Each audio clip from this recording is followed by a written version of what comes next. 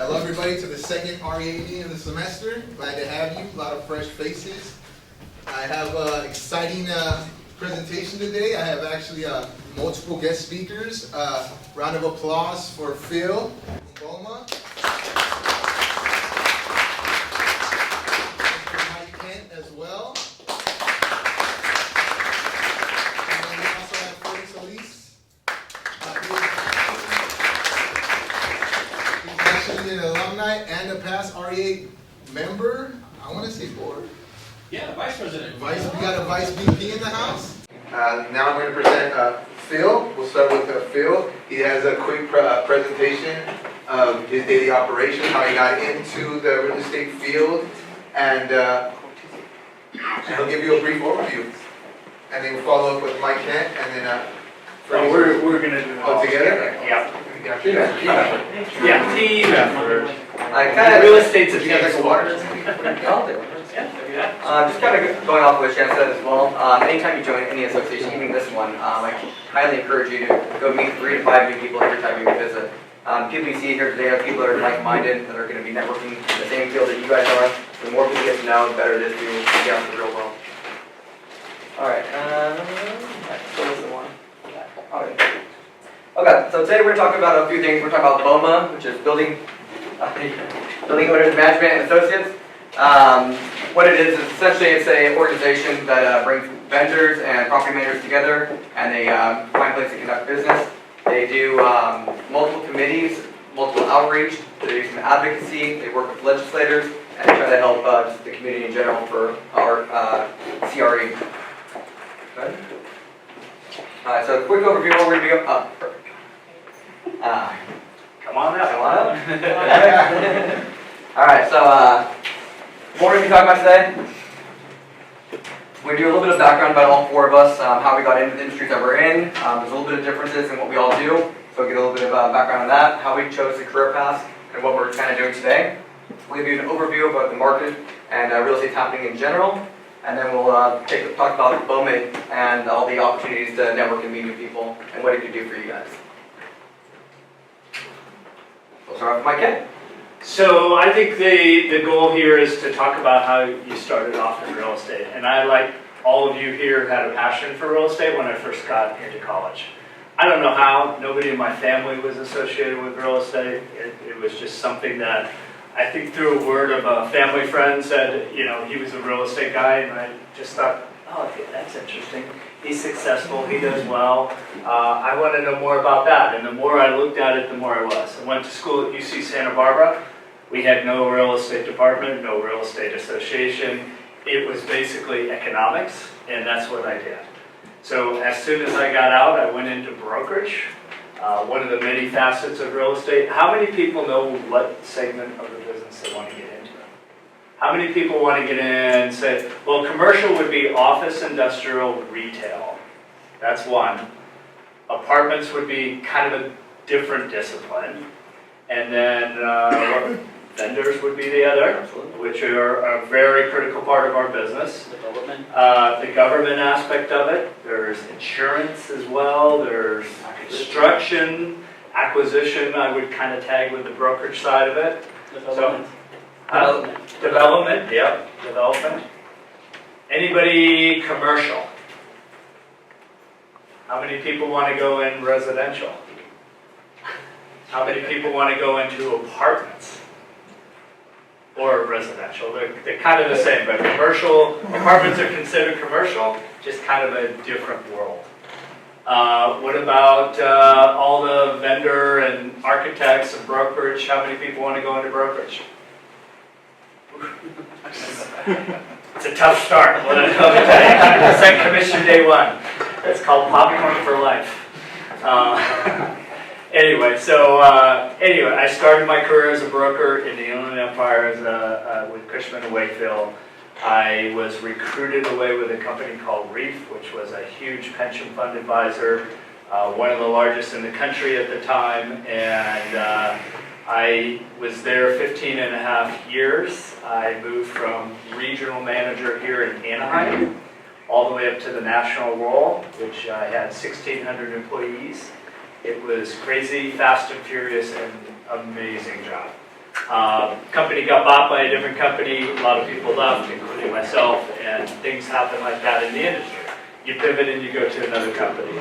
I've been on the commercial asset management side of the business my entire career other than brokerage. So leasing, overseeing assets, overseeing the direction of the asset, when you buy it, when you sell it, all the due diligence aspects of it, overseeing development, making sure that what the end product is something that you know everything you can before it's finished.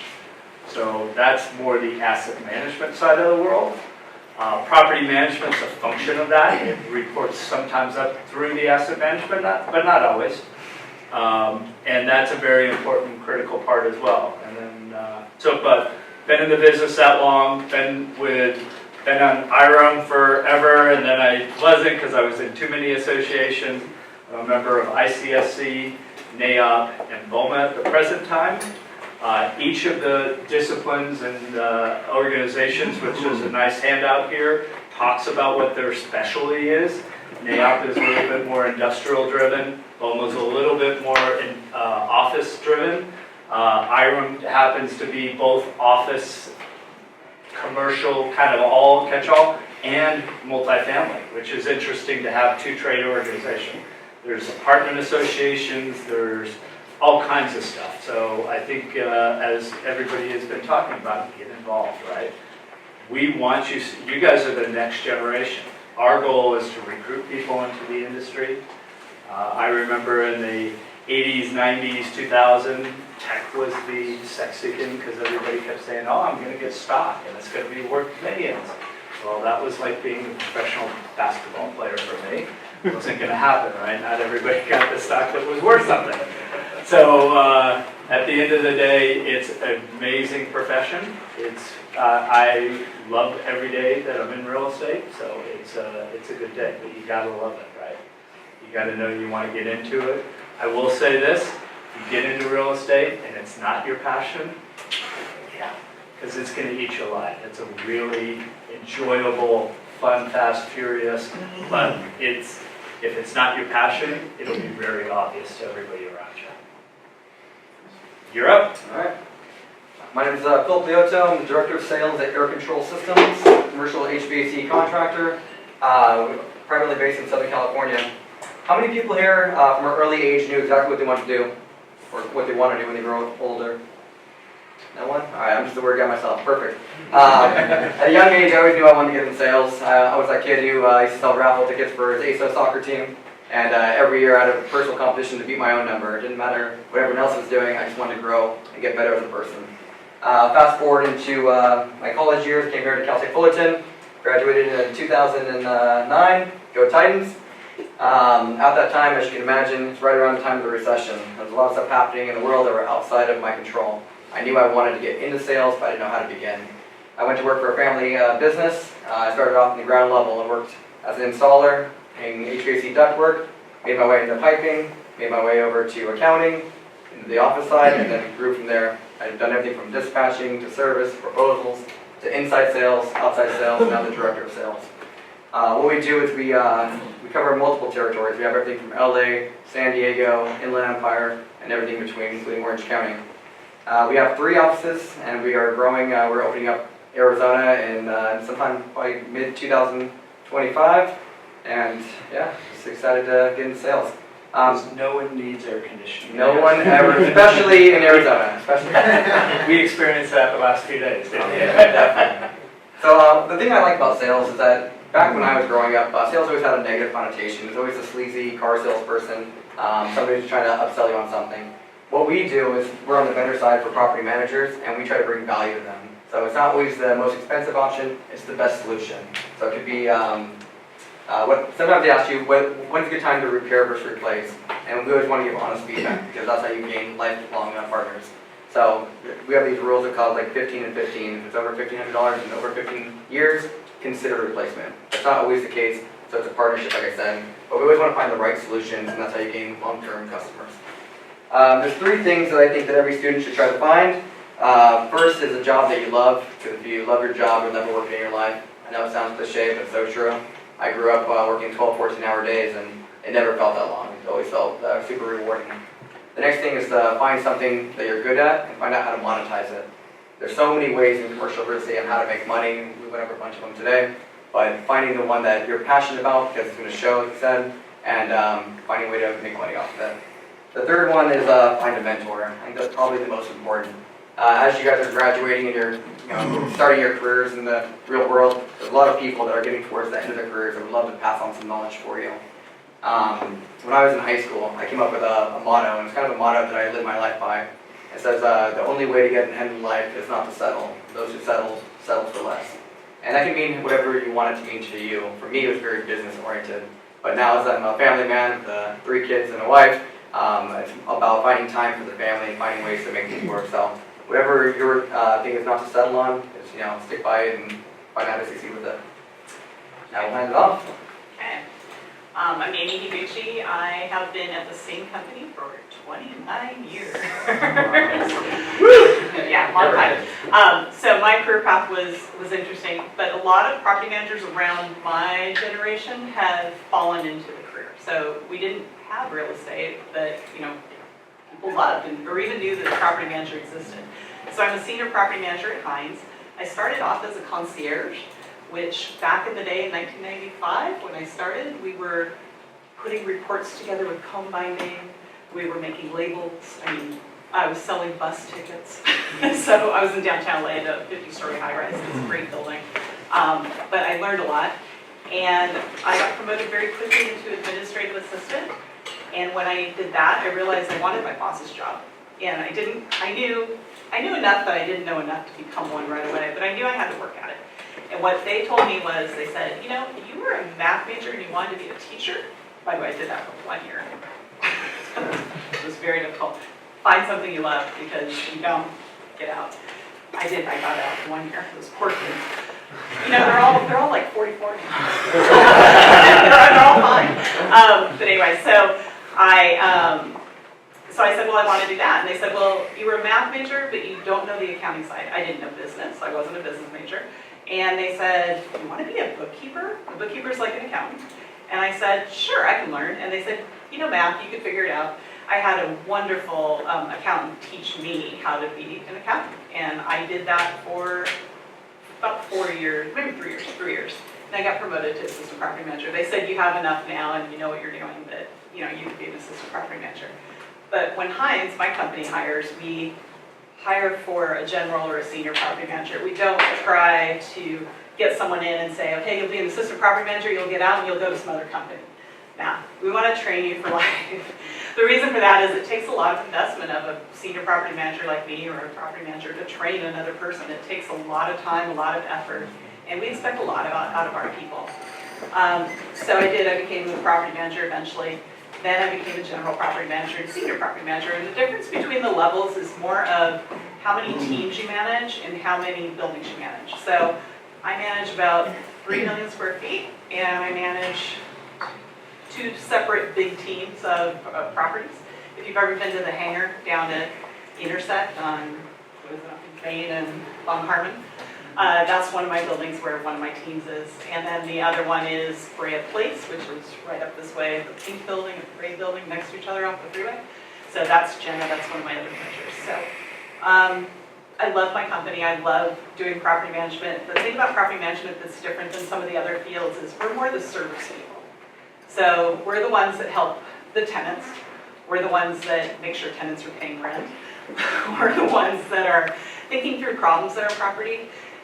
Once you're a property manager, you can't walk around without seeing something. A chip ceiling tile, oh, there's a stain down on the floor.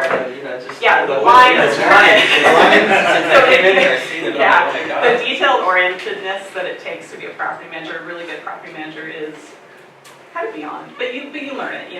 I walk down the corridor, I'm looking up, I'm looking down, I'm looking to the side. I'm thinking about, a tenant on the way here called me and said, where are we going to put my sign when we change the doors in front of our suite? So I said, let me think about that, Chris. So I have to get back to her tomorrow. What I love about it is it's different every day.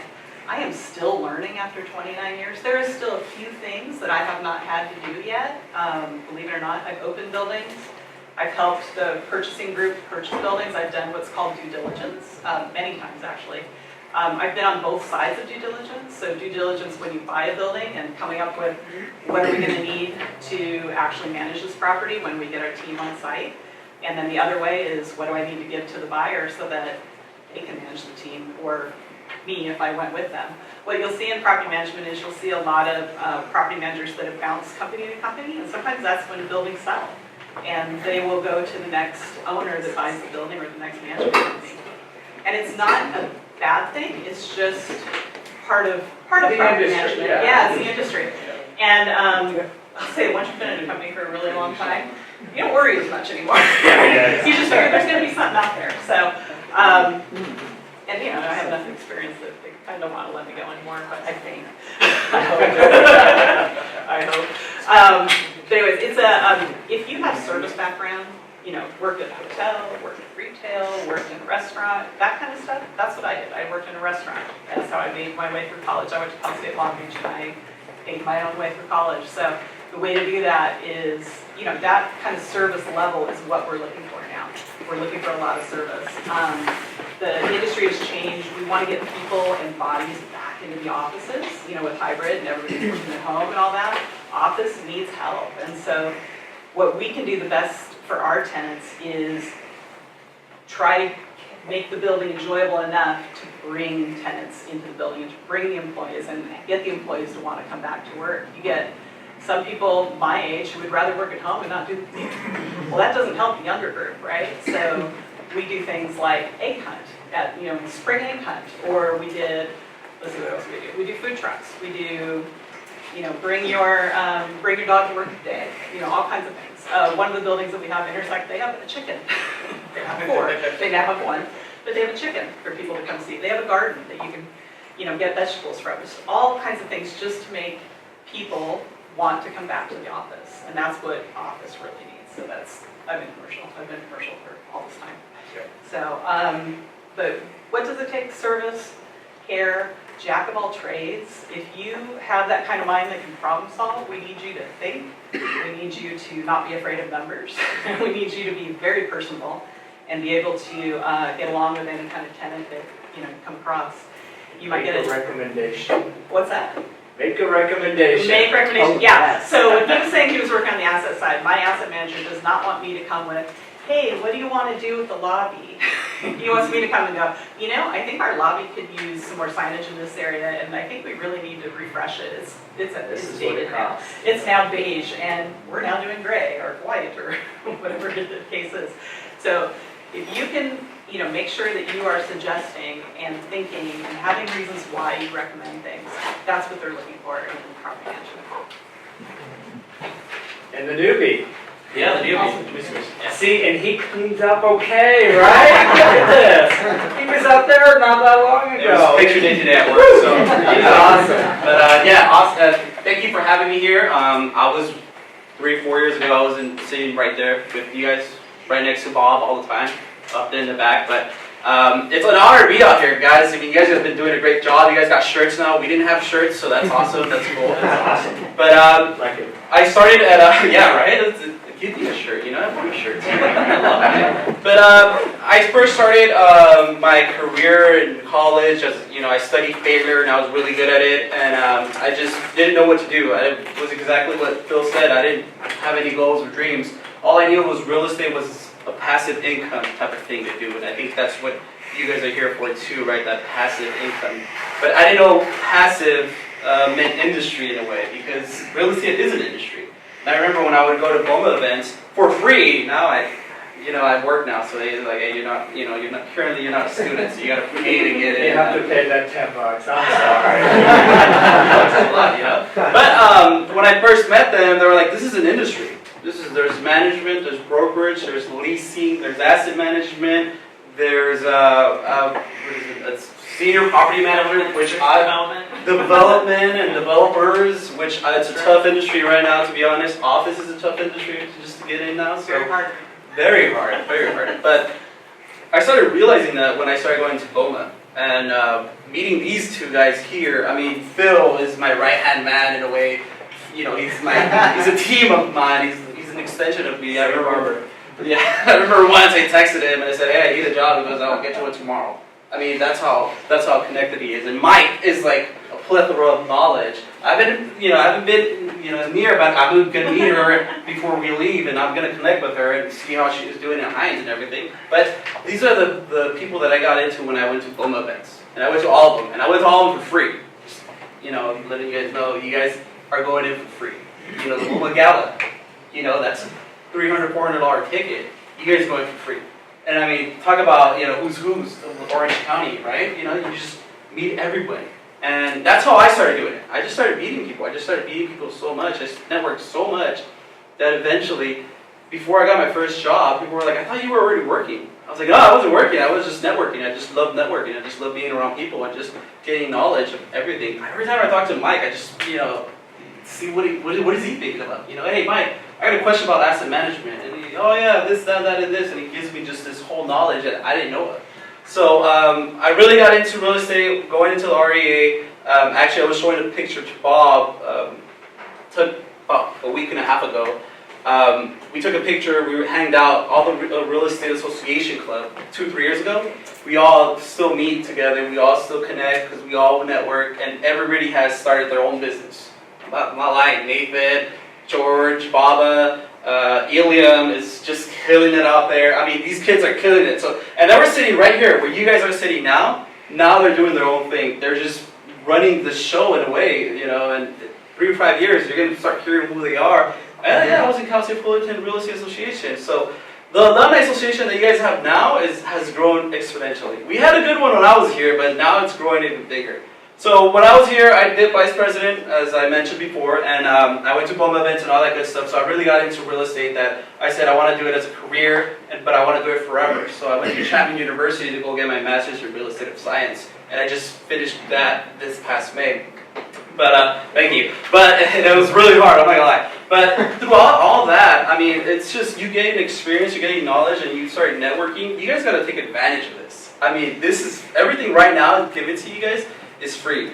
Sometimes being in front of Mike, Ken, and Amy here, it's really hard. You guys can't. It's 29 years. She's running 2 teams. She's running 3 million square feet. You know how much 3 million square feet is? A lot. A lot. A lot. It's a whole lot. So it's really hard to get face to face with these people that have done it for so long. Bob is a great one. I mean, I used to get him to the doors just because I used to mention Bob's name. I know Bob Taylor or Bob Osprey. That was a good one too. Bob. I still use Bob's name still. See, that's stuff. And there's things that people get enamored with and captured with when they say, oh, I'm a student trying to get into the industry. I love how you said, I'm new to the industry, how can I get in? Stop saying you're new to the industry. Start saying, I'm an inspiring student trying to get into the industry, or trying to find some way that I like it. Because you don't know what you want to do, correct? You know what you want to do? Brokerage? Okay. Now you're an inspiring student from Cal State Fullerton, you're in an RA club, and I really want to know what you're doing. And then they start talking, and I didn't even have to talk much to him when he said, like, oh, okay, well, we're going to do some college outreach program. Do you want to join? I was like, yeah, of course. And then 6 months later, I got a job, and he texted me. He's like, hey, do you want a job? I was like, of course I want a job. I've been doing this forever. So what I'm trying to point out, I know I'm going everywhere, but what I'm trying to tell you guys is, like, you guys paid, I don't know how much you guys paid to get in the room. I don't know, $40, $50 membership was when I was in here. But this is awesome. Like, to get in front of these people and the people that you are going to see, because I know you guys bring in top-notch people, get to connect with them, email them, bug them, tell them, hey, I'll buy you a cup of coffee. I can't afford it, but I can buy it for you. Don't worry about it, and eventually they'll just buy it for you. Until they don't. Until they don't. I got to paint. I'm going to the SIP and support next week, and then I was talking to Paul. I was talking to Paul, and then Paul's like, you got to pay now, kid. You're not a student anymore. I'm like, come on, let me get in for free. But it's a free opportunity. You guys are not only paying $40, $50, you guys are paying $40, $50 going to BOMA, IREP events, CCI. You guys just went to ICSC, I know that. You guys go to Vegas. Bob, gets you guys rooms. Who does that, nobody does that. So get really involved in what you guys are doing. Go networking events. As you mentioned, it's awesome when you guys go as a group. That's what we used to do a lot. We used to go as a group, and we used to just plan things out. Like, hey, just go around and see how many cards we can get, and then everybody wanted to talk to us because we were students. So we were like a whiteboard and they wanted to just throw paint at us, and we were like, good, we're here. So that's awesome. And also you'll see me in events, and then you'll see, former alumni in events, and then you'll see people that you've already heard speak, right? And then you remember their names, and slowly but surely your network grows. And so it's all. Shannon is here, by the way. Shannon, I gotta read your book. I forgot. I'm out of time, but I Let's gotta. say you forgot. Read it. It's in the works, it's in the works. But yeah, it's awesome seeing you guys. By the way, I haven't been to the REA because I got a job now, so I can't come out here. But yeah, it's awesome seeing you guys. It's still growing. When I was coming in here, it wasn't as good, but we picked it up. So now it's to what it is now, and it's awesome seeing you guys here. So congratulations for being here, making the time and effort, because now you're going to use that as a resume and say, hey, I was in Cal State Fullerton, and I was in the REA club, and I did X, Y, and Z out of it. So it's awesome seeing you guys. So I sent it back. Sorry. No worries. It. Actually, seriously. So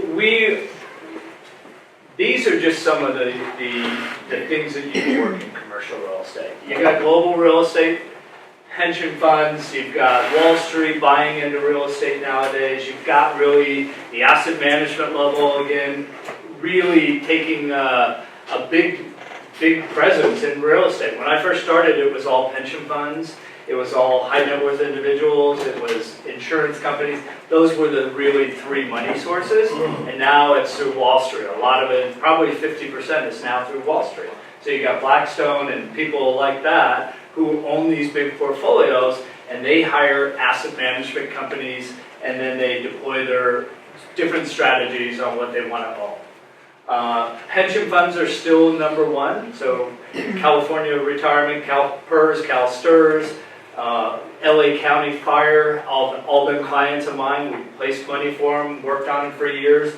Same thing with Heinz, right? And Heinz is a developer, repositioning company, phenomenal company, and the company I used to work for, we'd hire them to do a lot of new builds, repositioning, and/or we bought properties from them all the time. It was like you knew everybody in the industry because you either owned it or were selling it, right? And then when you sold it, you already knew it, right? And then you bought it back 10 years later for a different client. That really happens. Or you sell your property, but you keep managing it because you were a partner and now you're a partner with the new ownership.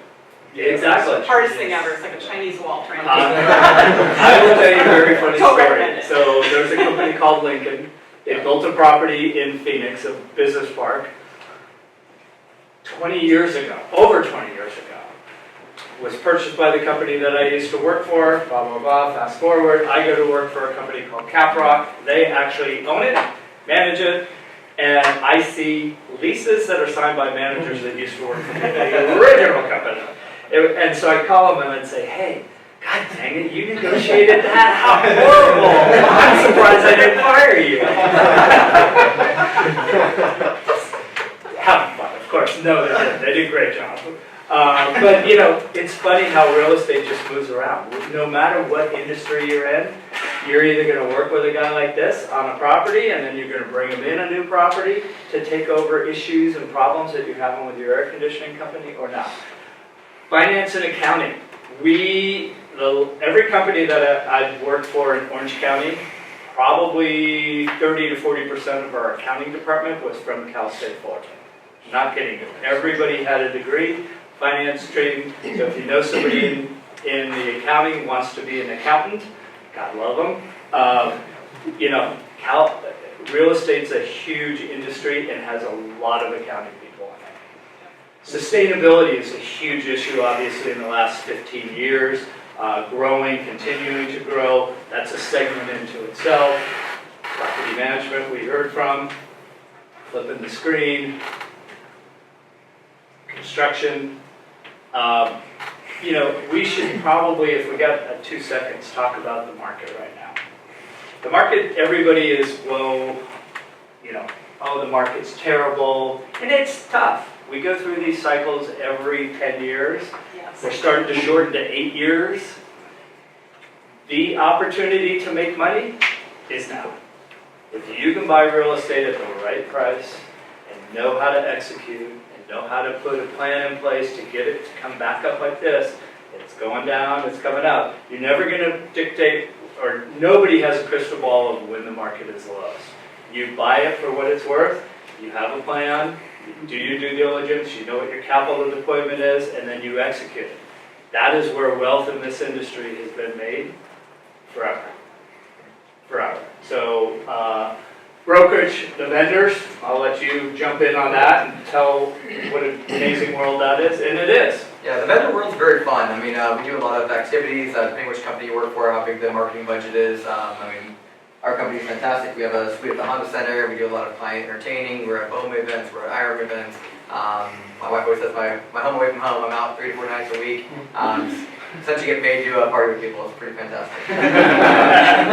But let's talk about it. There is a huge deal of a trusted advisor, and a trusted advisor and a vendor is a partner. And the fact that you have them going up onto an air conditioning, onto a roof, you may not go up there, you may not have the skill set to know what they're looking at, you have to trust them that they're telling you to replace the unit, right? It's building that confidence, trusting them, knowing you get the value. You do competitively bid it all the time, but you still don't have to go with the lowest bidder. It's going with the right party to execute. So there's a lot of nuances in the industry on how you build rapport.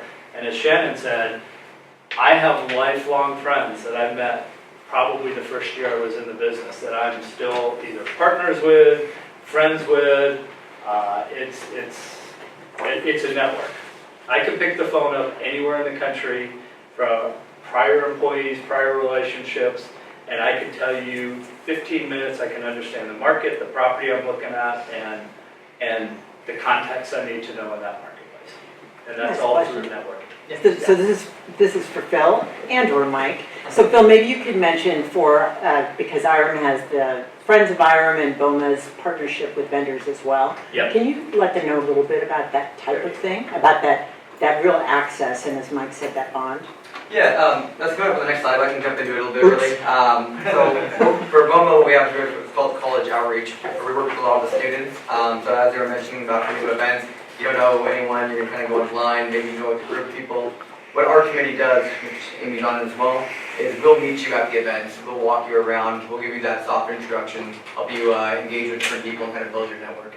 The whole thing that we do is we get into a mentorship program, which we'll talk about later today. We're going to have a questionnaire we'll pass out if you're interested in the mentorship program in property management. We'll pair you up with a lead person in the industry. You can find examples here. And then you'll go through an 8-week mentorship program where they'll work with you on interviewing and work with you on resume building. Like a day in the life of property management, you'll go to do building tours. You'll see like one industrial, one office, one retail. And it kind of just gives you a lot of exposure to what the market has to offer. We'll get to that on the next slide. And the next slide. Alright, so as we're saying, BOMA has a lot of different things that it offers. There's a lot of different groups. There's a philanthropy group, the college outreach, education, events, government, industry lunches, membership, Toby Awards, and Young Leaders. Young Leaders is a great one for you guys to get involved in. As we mentioned before, it is free for students, so we highly encourage you to check it out. That one's all people that have been in the industry for only 1 to 3 years. So it's all people that are kind of trying to find their space, find out what works for them. So it's really relatable for students to join. From there, after the 3 years, you go to join one of the other committees. Like I said before, college outreach, we work directly with students. It's a great way to tie in and give back to the next generation of students coming through. We do a lot of work with the student outreach stuff as well. Like I said, I helped Freddie get a job. We've helped 10 students, 8 or 9 from Cal State Fullerton, a couple from Chapman University, get jobs in the industry. But we love networking, we love mentorship, helping students come up. So if you ever have questions and try to find out what's right for you, we'd love to be a help for you.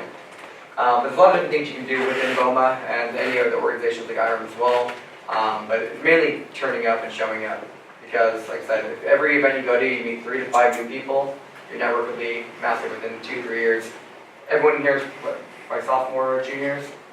Give or take, yeah. So, I mean, if you're involved in these organizations for 2 to 3 years, you're going to have a massive network of CEOs, owners, principals, tons of people within the industry. So, it's really, whether you join IRM, whether you join BOMA, it's all a lot of the same people, but they're all great networks. So, I highly encourage you to get involved with one of them, Crew, NAOP.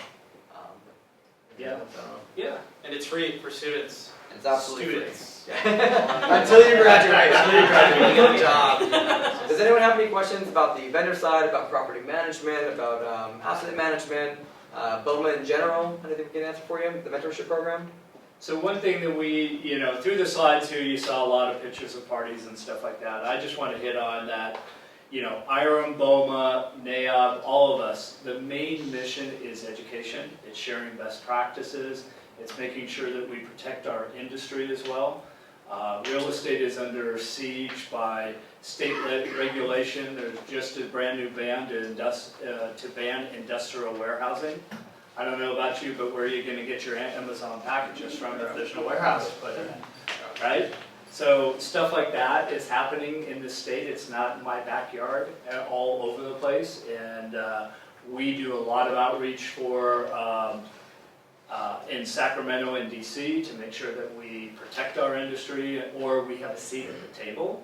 But education is first and foremost to all of this, and it's done through luncheons and in-place meeting and seminars and outreach programs like this. And classes. And classes. I forgot about All of that is to get you guys prepared to be thinking and or, there's so many things where you can say, hey, I need a collection policy. I'm new, we're starting this company, and we don't know how to have a formalized policy to collect rents, right? How often should you call them? How many days do you give them before you send them to the attorneys? All that kind of fun stuff. You can reach out to any member in any organization and they'll say, oh, here's ours. Just take it and tweak it, right? Put it in AI, right? it'll spit out a different version, probably not the right one, but close. But things of that nature. So that's really what our message is that all of these things aren't just the parties, it's the relationships, it's education, and it's making sure that we're involved. Network. Network. Yeah. When does the Young Leaders Mentorship Program start? So the mentorship program through the College Outreach Committee, we're taking applications now. They have some that they brought today, so we'll be handing them out. If you're interested, fill them out, return them, they'll have all the information on how to get back to us. But we're looking to start within a few weeks. So that's a great program. I went through it. I think I was the first one to actually got it. I got a job. Yeah, there you go. So I was the first one that got a job through there. So what it is that you basically just shadow somebody in the industry that you're interested in doing. So I was interested. I didn't know I was good at property management, supposedly. But I shadowed Jane Cordova, and she was in Link Logistics at the time. And if you guys know what Link Logistics is, the biggest. I don't want to say the biggest, but they got a biggest backer in Blackstone. Blackstone. If you guys don't know who Blackstone is, you will. But Blackstone basically owns everything and anything. Because they have so much money. So I went to Link Logistics up in the Travelers building at Park Place. You guys know where Park Place is at Irvine? And I saw her work, and I've never seen anyone work. So I didn't know what hard work was. Until right? So I didn't know what hard work was until I thought I was a hard worker. I went there and she blew my mind. I was like, oh, I was tired of just shadowing her the whole day. I was just so tired. I was like, okay, I want to do this. And I don't know why. I just wanted to do it. Property managers are just like, we're kind of off for some reason. But It's a sickness. it really is. It really is. But It's rewarding. It's rewarding. for some reason, right? To know that I helped a tenant or 3 or 4 today just with a quick email, and I did something so easy for me, but for them it was like a big crisis, right? It's like just making, someone wants to do mariachi bands on my 10th floor, and I'm like, they're like, what are the rules around that? Can we do that? And I said, well, let me talk to the tenant below you and the tenant across from you. Let me get permission. I'm suggesting that you do it between 12 and 1 when people go to lunch. Yeah. What do you think about that? She goes, okay, go ahead. So I went and I got permission. I've got permission from 1 out of 2 so far. But, I made her day. She's able to do some, personnel thing that she needs to do, and it was easy. Just 2 emails and I'm done. And property management is like, you got 100 tasks to do every day. Yep. You do 10, whoa, that was a great day. And then the next day you come back and it's 100 all over again. It's really a type A personality. Exactly, it's crazy. So I learned that when I was in the mentorship program, and I didn't know that property management. I loved it, and it is true. It's a different day there's never the same day. I've never heard of property management. This is boring. If it's boring, get out because yeah, you can't do this. But so you shadow them and you go all types of places. I went to a couple of buildings with her and all that good stuff, and it just gets you familiarized with what they do and if you're interested. And it's different, right? It's not just property managers. I don't know. Brokerage, Brokerage. anything any aspect. Yeah, so I can kind of to carry on with that. I mean, the main thing is that you're a superhero. I mean, you solve problems. If you enjoy solving problems and the rewards that come from that, you would love the industry. We experience the same thing on the vendor side. Like I said, we come up with solutions for our customers and try to find the right ones that pair with each person. But at the end of the day, you're giving a service that you know that they'll love and enjoy. So that's what we're here for. Any other questions? Make sure we make money. And also make sure we on the side. At a fair and reasonable price, we'll do it. The thing about like the property management is you're kind of a jack of all trades. So you kind of have to be good at a lot of things, but you don't have to be excellent at any of them because you have resources. You have engineers, so you can ask questions. You have vendors, so you can ask questions. And you pick up a lot more knowledge just over time. And so, the longer you've done it, the more experience you have, the more other people come to you and say, what'd you do back when you had a flood in your basement? Who'd you call? Call, a disaster recovery company to come out right away. Things like that. And you just know how to handle things. And I've been through, too many emergencies. And every time, your heart beats a little bit. And then as you get older and older, and you've been through so many, it's like, okay, who do I need to call? What do I need to do? Okay, got it. And then you just start, but in the beginning, it's nerve-wracking, right? But you call your boss, and your boss goes, okay, I'm going to do this and this. You need to go and do this and this. It's just so nice that you have resources. So you don't have to know it all from day one. You learn it. You pick it up, right? Yeah, I had a sprinter leak at Simi Valley, and right. I was just like heart attack. And then I call my boss, and she goes, "Okay, I'll do this, this, and this. You go relax." Yeah. And I was like, "Thank God." I was like a panic attack out here, and she goes, "It's just a little leak." So I'm like, okay, cool. It happens in the day. Everything's different. That goes back to that mentorship. You're going to want to find a mentor early to help you with that. Do you have any tips or resources for negotiating vendor contracts? I can go from the vendor side. Shame to me afterwards. You get 3 bids, you get the lowest one, you tell the one that you really want, hey, can you, No, you don't. So sales 101 is you find out what your value is. You know your competitors. When you know what your competitors offer and what their price range is, you know where you compete. There's companies out there that are cheaper than us. I know how to compete against them on total value. There's companies that are more expensive than us. I compete with them on price and also on value. So you just find out where you fit in the market. Our company happens to be, we're one of the 3 largest non-union companies. We're mid-range price with high-level service. So we have a great edge in the market because we have a great reputation. Been around for 33 years now. And most people know who we are. So we fit well, we're reasonably priced, and we have great service. So like I said, I can compete on either side of it. It's tough because we have to go out for bids, and ownership might say, hey, I want 3 bids, and you're like, 3 bids, that I really want so and so in this building, and then you go out, and then what does the owner want really? Does he want does he want value or does he want price? But it's also, again, making a recommendation. Right? Making a recommendation, correct. If you choose vendor B, it's a little bit more, but why? They can get it done on time. They can make this their better reputation. It's not just a cost You effective. have more people. People don't want to hassle. Yeah. They're willing to listen to your argument if you have it, and it's justified. So a good example is I'm getting a huge project right now, and out of the vendors that bid it at the end of the day, when we looked at it, we said, okay, the one that's not answering is probably realizing his company's too small, and so we're like, okay, so where was the next? And so we realized the next person was the one we needed to go with, so it was the recommendation. It was, they're all good contractors, but this one realized he's a little strong and he's small, and he started not to answer because the project was way too big. And then is yours about the vendor contract itself or the bidding process? And is there a We specific went off on why you asked that question? Yeah, why'd you ask that question? I know, why'd you ask that? That was a really specific We question. answer your question. No, I think, because I know that there goes more than just understanding the price and the company you're hiring. It's also the liability of Yeah. the Oh, yeah. So subject. that is the contract. Insurance, Yeah, and I'm curious how like a vendor looks at it, and maybe you have tips for like how somebody who's going to a vendor looks at it, and what the resources are to figure out, where to land on those things, or is it an even ground, or what to give up, what not to give up. And so that comes with experience, and the vendor contract is usually driven by the ownership. Most of the time, they have their own form built by an attorney, and they implement it for all their contracts. So Phil's proposal would be attached to that vendor contract once you award it.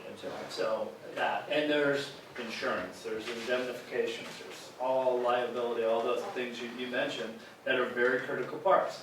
Through your education in the industry, they'll tell you at what level you can negotiate certain things and why you negotiate it and what levels of insurance you can accept and what's acceptable. It's just part of the industry growth and knowledge comes with that.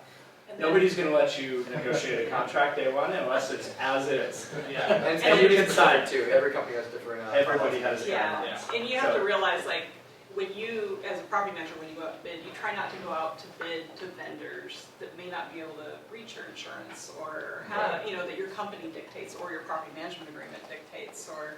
How big is the project? Yeah, how big is the project? Like, probably shouldn't have gone to bid to that vendor that was too small. You know, we should have thought about it originally and went, yeah, maybe we should The go. gardener at home is not gonna work. Yeah. No, they're good. Not insured. They're good, they're good on maintenance. It was just, this is a huge project. They don't have a COI that covers $1 million. They have that, but you know, Oh, the same okay, thing. well, But it's like you'll learn, like, you know, I go to the same, of all the different types of contracts, all the landscaping, all the different, we tend to go to the same 3 to 4. We might pull in a new one every once in a while, pull out one that maybe didn't, you know, isn't up to snuff.